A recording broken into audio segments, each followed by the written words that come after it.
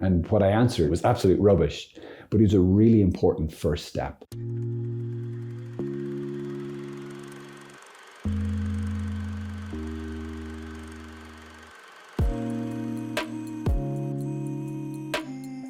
One of my favorite Catholic teachers, thinkers, is a guy called Monsignor Luigi Giussani. One of his books that he wrote is called The Risk of Education. The Risk of Education. And he means that risk, not so much from the point of view of the person getting educated as teachers. It's that when we really educate people, we're really freeing them, and it's the opposite of controlling them. His proposal is that very often we use education as a form of control. Ooh. And we see this kind of in the way that it's done. And some of it's necessarily so. You teach somebody something and then you have to measure how much they've actually done the work themselves, how much they've really grasped it. So we have to have exams and ways of measuring these things. So it moves education a bit towards this process where we kind of limit the person's freedom in a sense, or we're like, I have to make you think the way I think, or I have to get this information, I have to take this information and shove it into you. Eat this book, quick, eat. So some of it's necessary, although painful sometimes for both parties. But Giussani's idea is, I'm sure he's not the only one who has this idea, is that education is about freeing people. Education is not about imposing my ideas or the institution's ideas on somebody. It's about proposing them and then letting them decide what they think.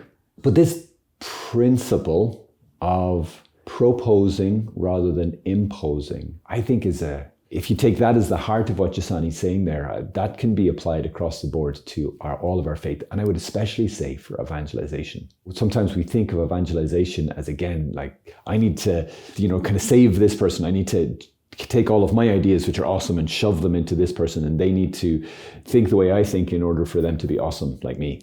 Now, I'm not saying that you or I or anybody else actually meant to do that, but sometimes that's kind of what we picked up. That's the vibe we got. And I know myself, it's tempting to turn education, it's tempting to turn formation or evangelization into a form of control, because it's a scary thing to let other people be other people, because we don't have any control over other people.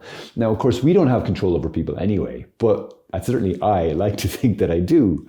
So it's a beautiful thing. It's an incredibly reverent, loving thing to take this risk of education, this risk of proposing what it is we're teaching, or proposing specifically Jesus to people, then letting them decide.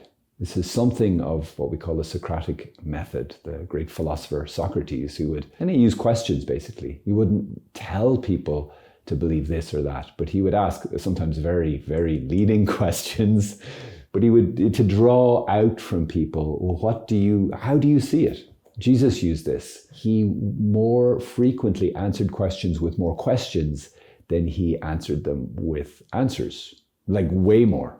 He almost never answered with a direct answer. He sounds really Irish to me. And it's really powerful because Jesus is more than big enough. The gospel is more than powerful enough to attract hearts, to fascinate minds, even the most stubborn and rebellious of minds. We don't have to do Jesus' heavy lifting for him. We don't have to do his work. He'll do his work. We just have to propose it. We just have to say, listen, there's this amazing truth. There's this amazing person that I've encountered, Jesus.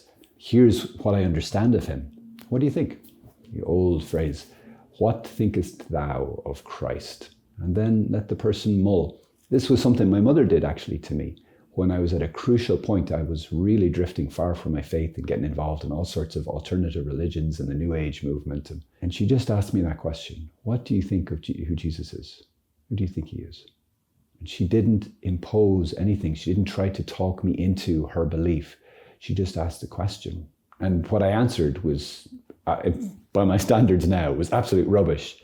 But it was a really important first step where I could come to realize, right, yeah, this is what I currently think of him. And that eventually led me to full faith in who Jesus really is, an encounter with him. And I'm not sure that would have happened if my mother tried to force me into it.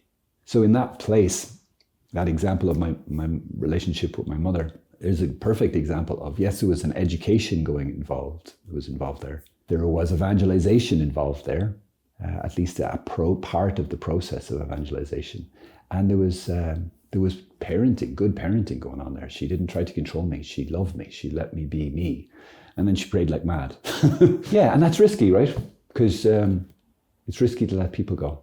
It's risky to let people decide for themselves. But if they don't decide for themselves, if they don't choose Jesus on their own bat, then eventually that's going to come back and bite them. It's going to come back and bite us because it wasn't their faith.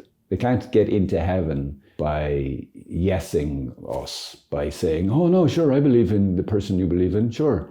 But they haven't actually made the decision. It's just a child going along. Even if they're a parent, an adult themselves, it's just a child going along with the story, going along with the authority. But rather we need to help that person and challenge them. Because if someone says, oh no, I believe, but we suspect that they haven't really made an adult-free decision for Jesus, I would suggest that person needs challenging. And if that's you need challenging. What do you believe of Jesus? Not what your mother, your grandfather, your whoever thinks. What do you think?